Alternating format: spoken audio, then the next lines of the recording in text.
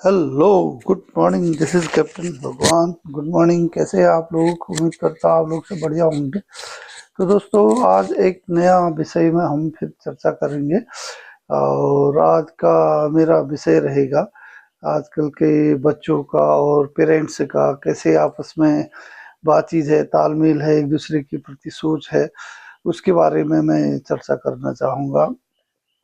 जैसे कि पेरेंट्स की भी कुछ जिम्मेदारियां होती हैं बच्चों के प्रति, और साथ ही साथ बच्चों की भी जिम्मेदारियां होती हैं पेरेंट्स के प्रति। आजकल क्या हो रहा है, बच्चे बड़े हो रहे हैं तो कोई पेरेंट्स को केयर नहीं कर रहे हैं या ध्यान नहीं देते हैं, और इधर उधर और नशे में 10 बुरी आदतों में भी पड़ जाते।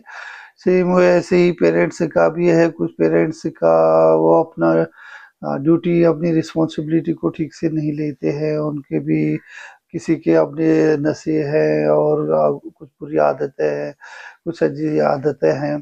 तो इन सभी का एक बड़ा प्रभाव परिवार में तो पड़ता ही पड़ता है, साथ ही साथ बच्चों के करियर में भी पड़ता है, प्लस समाज में भी, देश में भी उसका प्रभाव पड़ता है।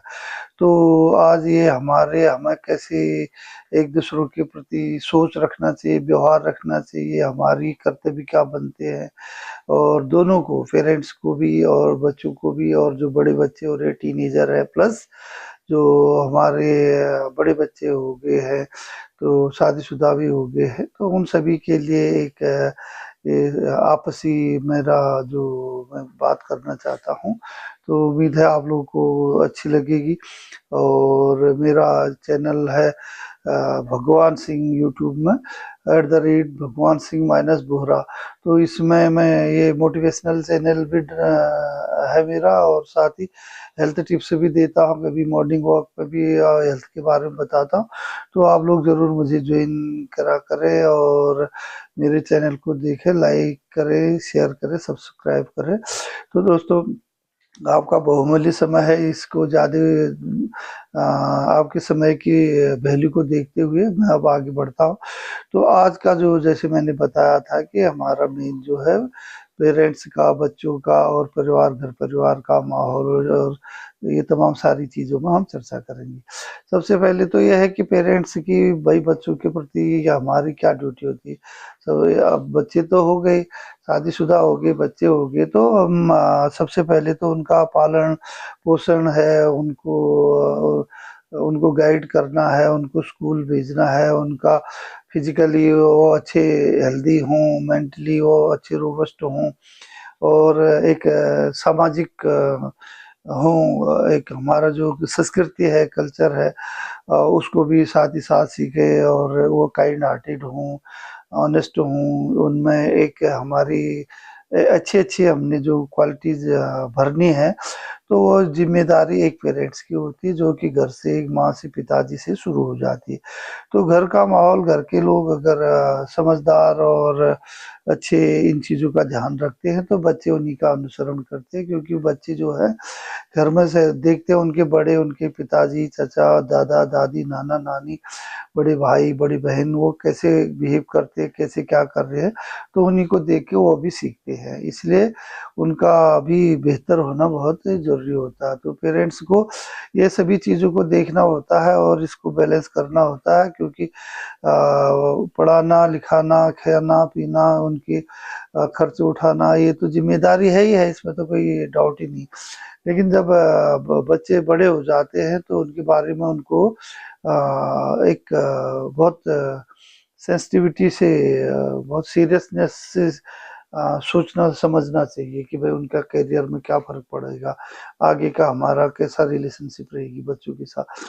तो पहले तो बच्चे जब बड़े होते हैं, टीनेजर होते हैं, तो उनके बॉडी में केमिकल्स, नए-नए केमिकल्स का उत्पत्ति होती, बढ़ता है, तो उस टाइम थोड़ा-सा बच्चे इमोशनल भी होते हैं। तो उनके इमोशन को समझने के लिए तो हमें क्या होता है, पेरेंट्स को एज़ ए फ्रेंड, दोस्त की तरह उनको व्यवहार करना चाहिए, बी एज़ फ्रेंड। जब उनको दोस्ताना व्यवहार करेंगे, उनकी सब प्रॉब्लम को सुनेंगे, समझेंगे, तभी वो भी, बच्चे भी आपको शेयर करेंगे कि हाँ, उनकी क्या-क्या प्रॉब्लम्स है, कहाँ उनको तकलीफ़ें आ रही। और दूसरा जो है वो देखना होगा हमें कि भाई उनका इंटरेस्ट किस में ज़्यादा है बच्चों का। किसी का पढ़ाई में है, किसी का पेंटिंग में है, किसी का म्यूजिक में है, या तमाम सारे ऐसे उनके, किसी का गेम में है। हर एक के अपने अपने इंटरेस्ट होते हैं। तो कुछ उनको इंटरेस्ट पता चल जाता है उनकी हॉबी क्या है। कुछ पेरेंट्स को उनके बारे में, उनके हॉबीज का या उनका इंटरेस्ट का बारे में सोचना देखना चाहिए, और उसी को ज़्यादा अगर आगे बढ़ाया जाए, नर्चर किया जाए, सिखाया जाए, उसमें योगदान कराया जाए, उसमें ज़रूरत पड़ी तो चाहे कोचिंग है या गाइडेंस है ये ली जाए, तो वो उस फील्ड में, उस क्षेत्र में बहुत बेहतर कर सकता है। इसलिए शुरुआत से ही उस चीज़ का अगर ध्यान दिया जाए तो वो ज़्यादा उम्र होके फिर बुढ़ापे में जाके सोचता है करना चाहिए था, तो वो उस चीज़ में फिर वो परेशानियां नहीं होंगी। दूसरा क्या होता है, अगर हायर एजुकेशन, कौन सी एजुकेशन उनके लिए ठीक है, कौन सी करनी है, तो पूछताछ करना, उनका करियर का देखना ज़रूरी है। और साथ ही साथ जो है उनके जो फ्रेंड्स ग्रुप होता है, फ्रेंड सर्कल, उनका फ्रेंड सर्कल कैसा है, वो कहाँ उठते बैठते हैं। आजकल मोबाइल वोबाइल का ज़्यादा बहुत रहता है, इसमें अच्छा साहित्य भी है, तमाम उटपटांग चीज़ें भी हैं। तो उनके दोस्त कैसे हैं, वो लोगों का व्यवहार कैसे है, उनका चाल चलन कैसा है, इसके बारे में भी कहीं ना कहीं पेरेंट्स को जो है इधर उधर से पता करना चाहिए, ताकि अगर ऐसा उनका ग्रुप ठीक नहीं है तो बच्चों को गाइड करना चाहिए, वो सुधार कर सकते हैं, चेंज कर सकते हैं। क्योंकि दोस्तों से ही वो लोग सीखते हैं, उन्हीं को एक दूसरे को फॉलो करते हैं। तो ये एक टीन एज में जो बच्चों को बड़ा एक डाइवर्ट होने के चांसेस रहते हैं, है ना।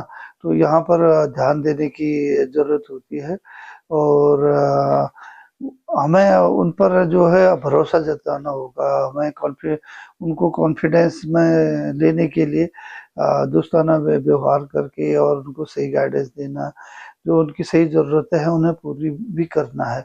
और उनके जो आपस में पीयर ग्रुप होता है उसमें भी वो लोगों को कॉम्प्लेक्स पैदा होता है कि कोई अमीर है, गरीब है, किसी के पास कार है, गाड़ी है, साइकिल है।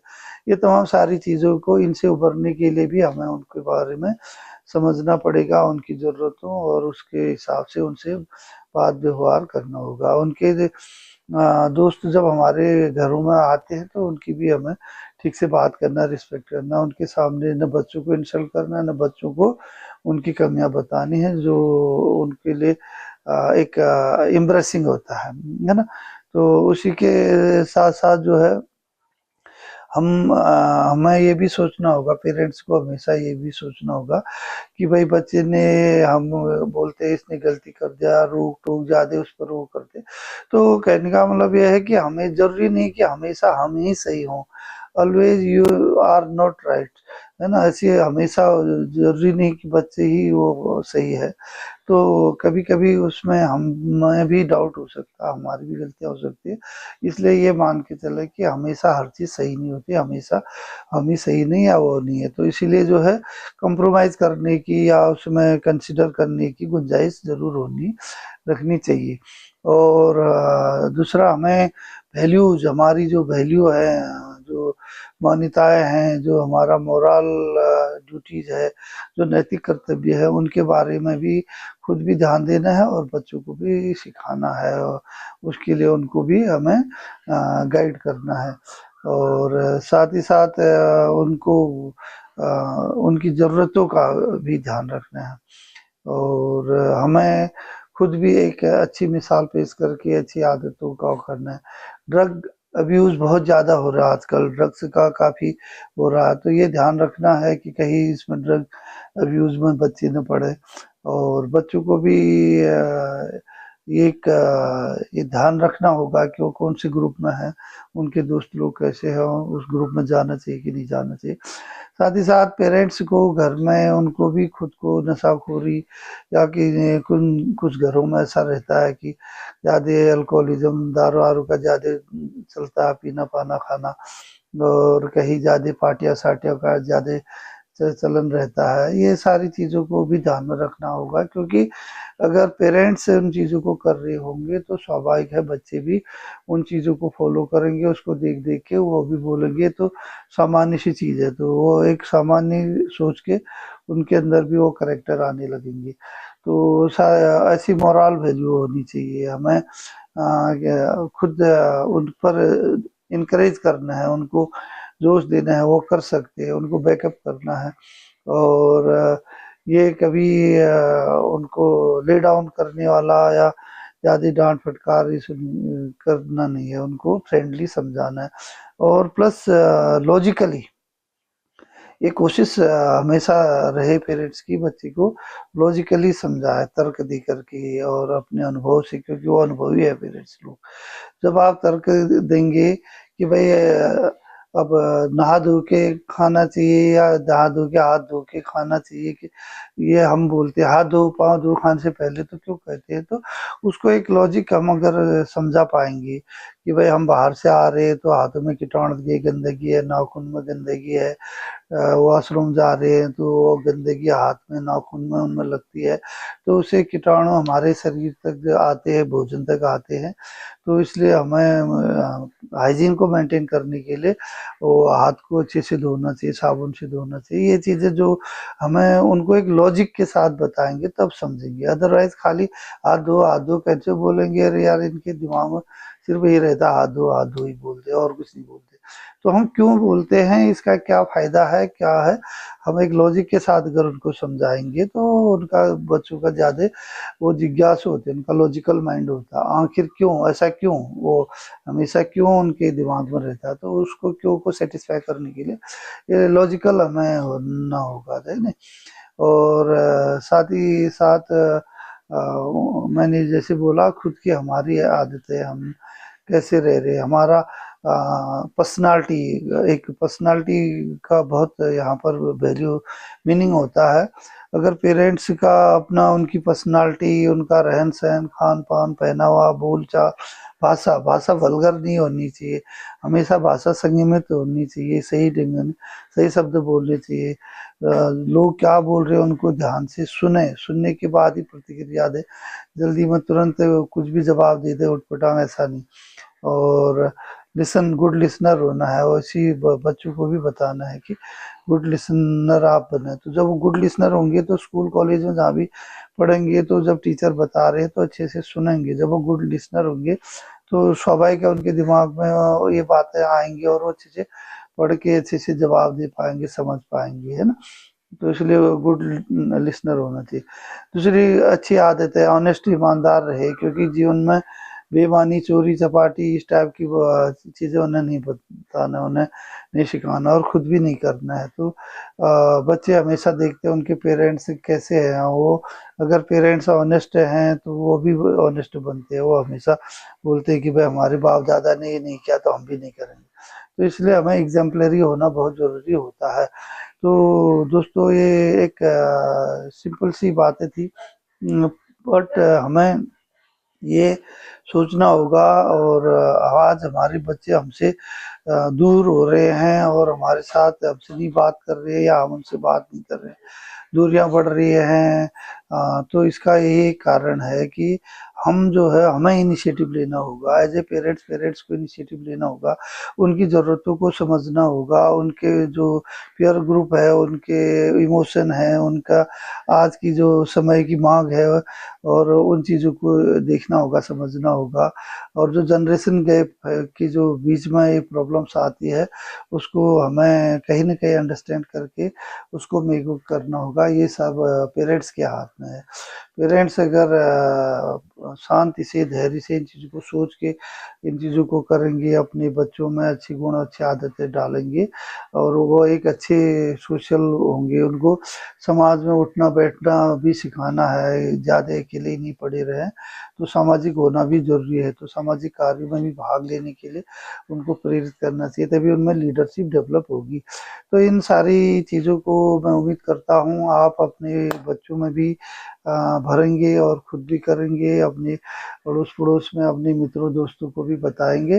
तो है तो एक सुनने में बहुत साधारण सी चीज़ें हैं, लेकिन इसको अनुशासन रहना, सेल्फ डिसिप्लिन होना, पंक्चुअल होना, है ना, और अच्छा करेक्टर होना, अच्छी आदतें होना, उसे बनाना, ये एक दिन का काम नहीं है, ये डेली रूटीन में नित्य होती है, कंसिस्टेंसी होती है। होती है, इसको करते रहना है। और फिजिकल एक्सरसाइजेज बहुत जरूरी है, बच्चों को खेलने के लिए प्रेरित कर रहे हैं। योगा है, मेडिटेशन है, गेम्स है, स्पोर्ट्स है, आउटडोर गेम्स भी हैं, वो बच्चों को करनी चाहिए। क्योंकि आजकल बच्चों को बैठे बैठे कंप्यूटर में, मोबाइल में, टीवी में बैठे रहते हैं, तो उससे मोटापा आ रहा है, मोटापा से ओबेसिटी हो रही है, ओबेसिटी से शुगर होता है, हाइपरटेंशन, तमाम सारी प्रॉब्लम्स आती है। तो इन सभी चीज़ों को देखना हमारा पेरेंट्स का भी एक कर्तव्य, नैतिक कर्तव्य, उनको कंट्रोल करना, समझाना, सिखाना, लॉजिक के साथ बताना है।